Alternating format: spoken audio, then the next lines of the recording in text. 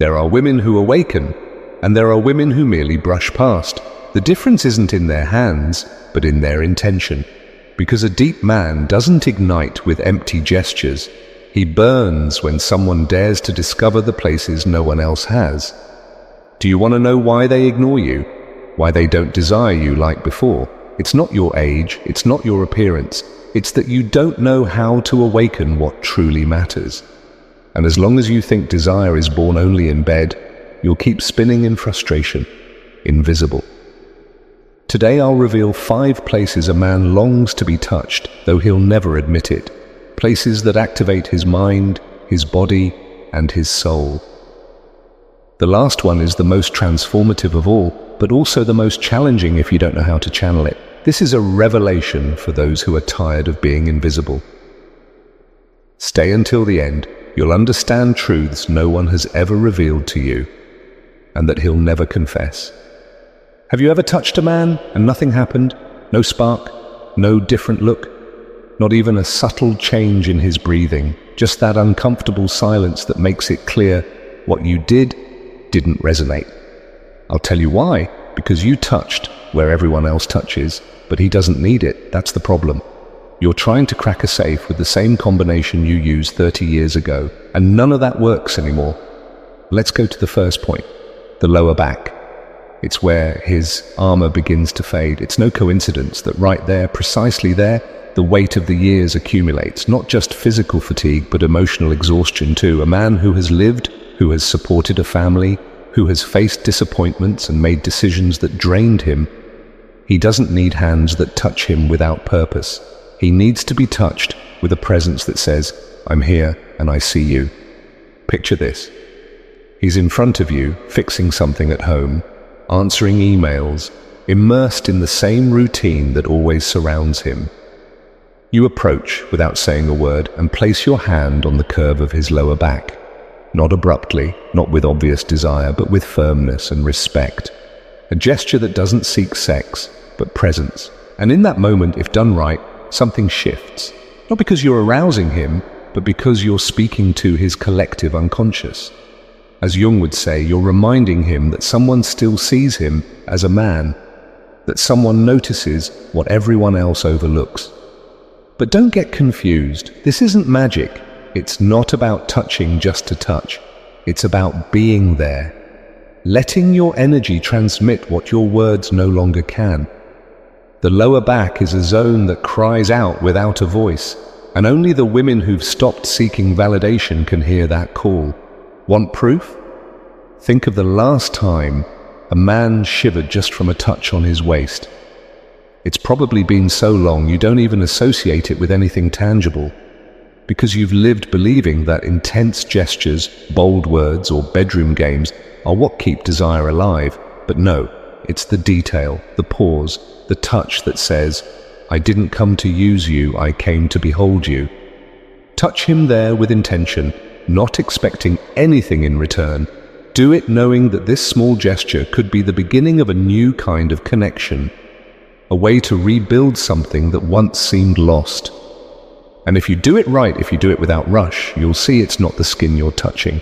It's his shadow, as Jung would call it.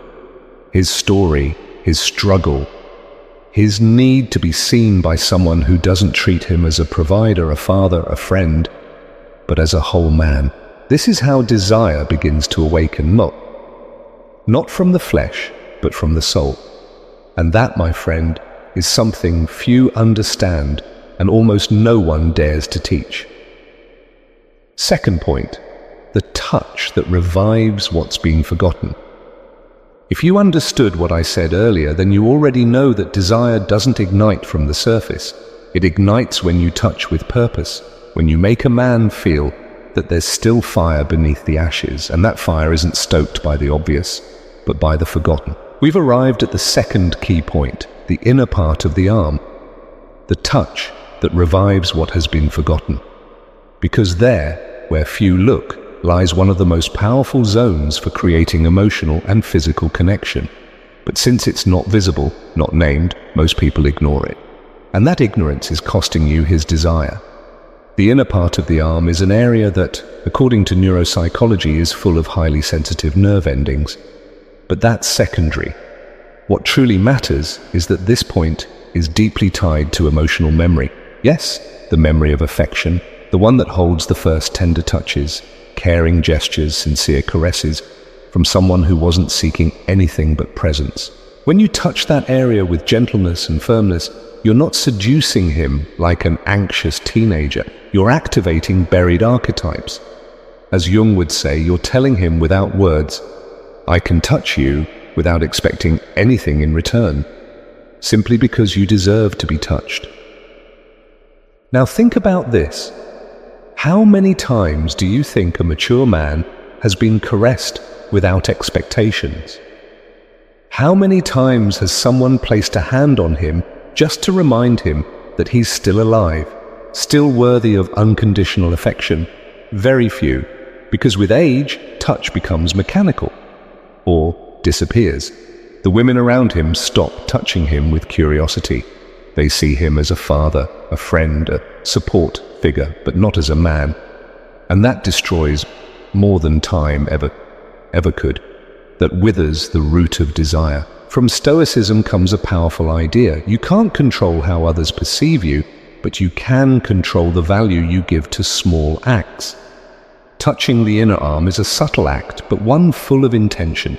It's a decision to be present, and that decision, when done right, has the power to restore what seemed lost.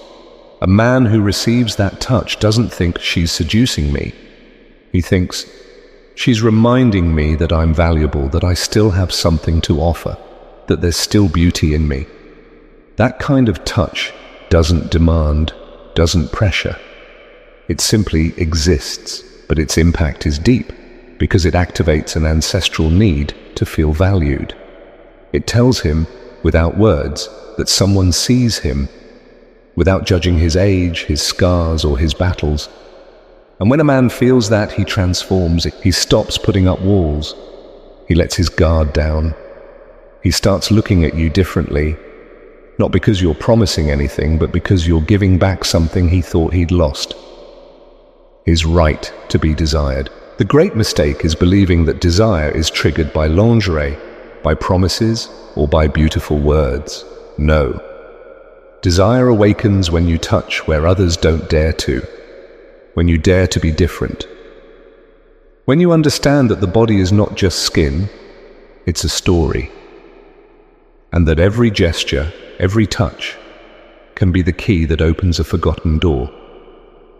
So the next time you're with him, don't look for the shortcut. Place your hand on that inner part of his arm. Don't say anything, just stay there, present, feeling. And if you do it right, you'll notice it. Not in his immediate reaction, but in his breathing, in the way he starts looking at you differently, in that subtle tremor that reveals something inside him has awakened. And that's where the real thing begins. Not sex, not conquest, but real connection. The kind that lasts, the kind that transforms, the kind that very few women ever manage to create. Third point, where vulnerability becomes surrender. You already know that touching is not the same as connecting, and a poorly executed caress without intention is worse than doing nothing at all. We've already talked about the lower back and the inner arm, but now we come to a point many ignore because they don't dare to explore what they don't understand. We've arrived at the third point, and this is where things start to change. The edge of the jaw, where vulnerability becomes surrender. This spot isn't just sensitive physically, it's sensitive because it symbolizes both power and fragility. It's an exposed area, close to the eyes, the neck, the mouth. Touching there is like saying, I'm so close I could hurt you, but I choose to protect you. And do you know what that does to a mature man?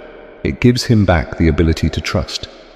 It reminds him that he can let his guard down without being invaded. Because the edge of the jaw is not caressed as if you're trying to speed things up. It's caressed like someone who has all the time in the world, like someone who doesn't need to rush, because she already understands that true desire lives not in urgency, but in stillness. Here's a practical strategy that can completely change the way you relate to a man who's lived. The next time you're having a calm conversation with him, don't interrupt with romantic words or hints. Just lean in slowly and rest your finger lightly on the edge of his jaw. Look into his eyes, don't smile, just look. Hold that gesture for a few seconds, then slowly remove your hand, say nothing. Return to the conversation as if nothing happened. Did you feel that? That is power. Not because you're manipulating, but because you're present. Because that gesture communicates something no compliment ever could, that you hold power, but you don't use it to dominate, you use it to protect. It tells him you don't need to prove anything. You're just there, and if he wants to stay, he can. This kind of touch breaks a pattern, because most women are waiting for the right moment, the perfect timing to kiss, to caress, to say something that works. But the women who truly awaken desire don't wait for moments, they create them. And this touch on the jaw is not a technique, it's a silent declaration. You're telling him he can surrender without fear, because you're not there to take advantage of him. You're there to perceive him as a whole, with his wounds and his strengths. Fourth point, the place he never expected you to notice. If you've made it this far, you already understand that touching the body without touching the soul is like lighting a candle in a room full of dust. It barely lights up, and it dies out. Genuine connection isn't built with generic phrases or memorized techniques. It's built through presence, intention, and deep understanding. But there's a silent, almost invisible mistake that can destroy all progress, even when you think you're doing everything right. Let's talk about the fourth point, behind the knees, the place he never expected you to notice. This area, forgotten by nearly everyone, is a perfect metaphor for what happens when we ignore what isn't visible. Behind the knees lies a sensitivity that doesn't respond to logic or immediate desire. It represents what's been left behind, what's not shown, what's deemed unimportant. And here's the mistake: thinking that only what's visible matters, that only what he shows you needs to be touched. Many women get caught up in the obvious. They want to change their lives from the surface, improving their looks, speaking differently, pretending to be confident. But they leave the deeper layers untouched, just like that part behind the knees, sensitive, overlooked, and vulnerable. The mental trap is this: believing that if something isn't mentioned, it doesn't exist, that if a man doesn't ask to be touched there, it means nothing, that if you don't understand the value of something, then it must not be valuable, and so you go on avoiding the uncomfortable, the things you don't know how to handle.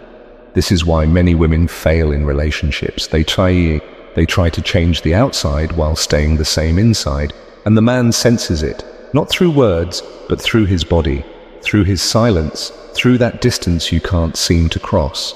When you touch behind his knees, you're sending a message no other woman has dared to express, that you care even about what he himself has forgotten, that you're not just there for what's easy, what's shiny, or what gives instant gratification. You're there for what truly matters. And in the mind of a mature man, that's revolutionary, because most have already given up. They've stopped expecting that kind of attention. They've grown used to being invisible in the deepest parts of their body and soul. Jung would call it the encounter with the shadow, that rejected part we all carry inside. The consequences of ignoring this are devastating.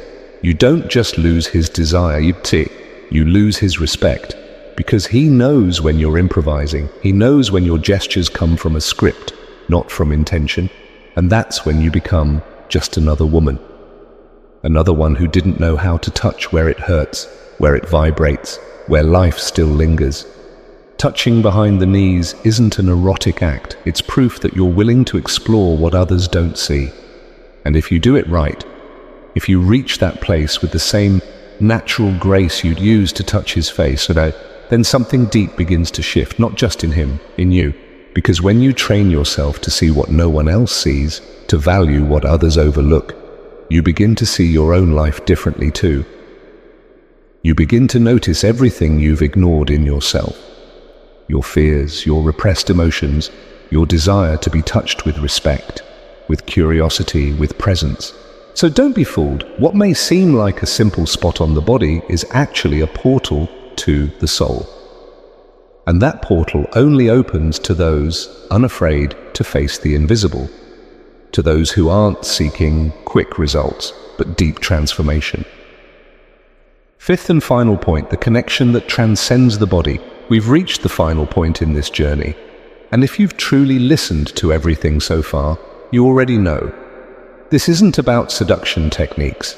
It's about reconnecting with something many have already given up on, self-respect.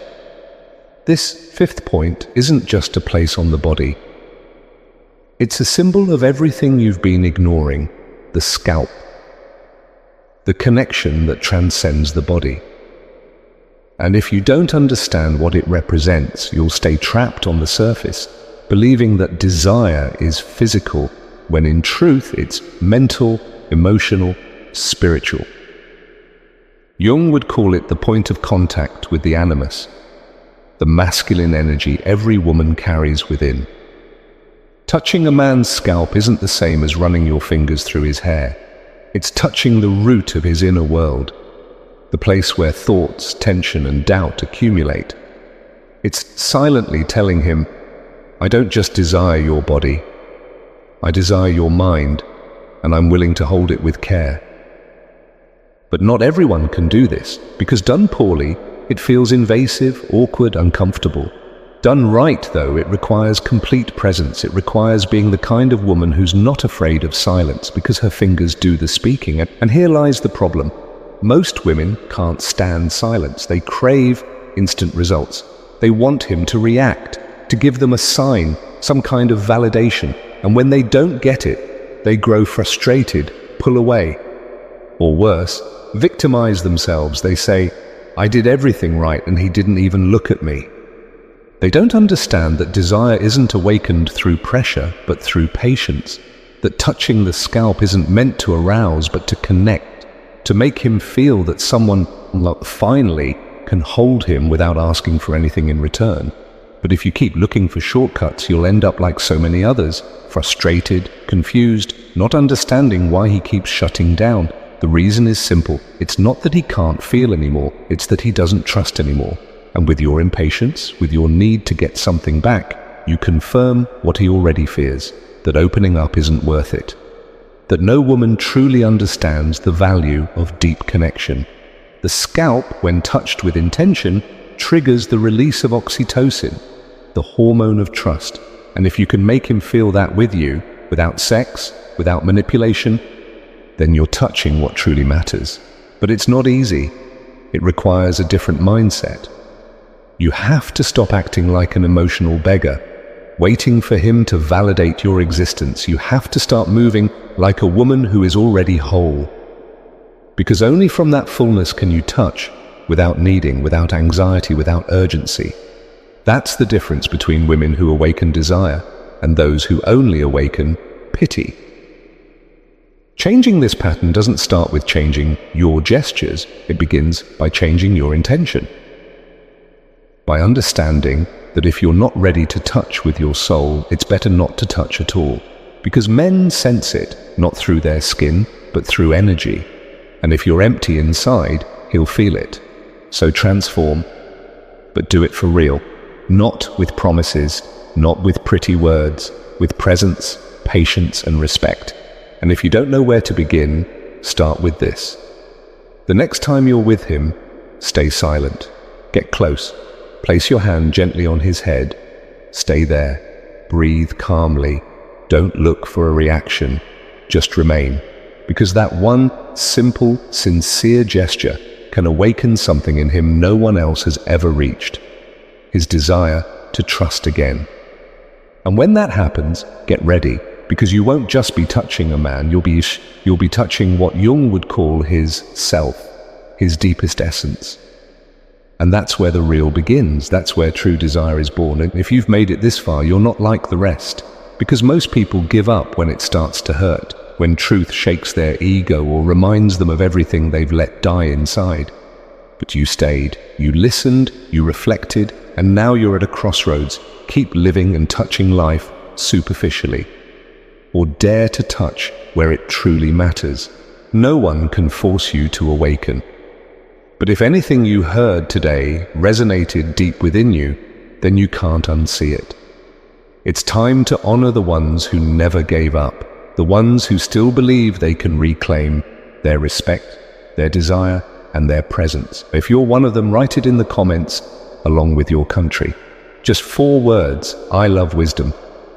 That phrase says it all. Because this isn't just about men, it's about you, about how you choose to engage with the world, with your emotions, and with your dignity. I'm Gabriel, and this channel, Home of Wisdom, doesn't exist to entertain you or to tell you what you want to hear. It exists to wake you up, to return the power you've given away to others. Here, we don't speak in empty theories or easy promises. We speak of living with strength, with intelligence, with purpose. Subscribe now if this message stirred something inside you. Not for me, for you. Because joining this community means choosing to wake up, even when it hurts. It means no longer living numb and beginning to move with clarity. Share this video. Someone else may need to hear what you've just understood. And don't leave just yet. This video isn't the end. It's just the beginning. 2 more will appear on the screen. One will show you how to reclaim lost respect. The other, how to set boundaries without guilt. Choose the one your soul needs most right now. Because this conversation isn't over. It's only just begun.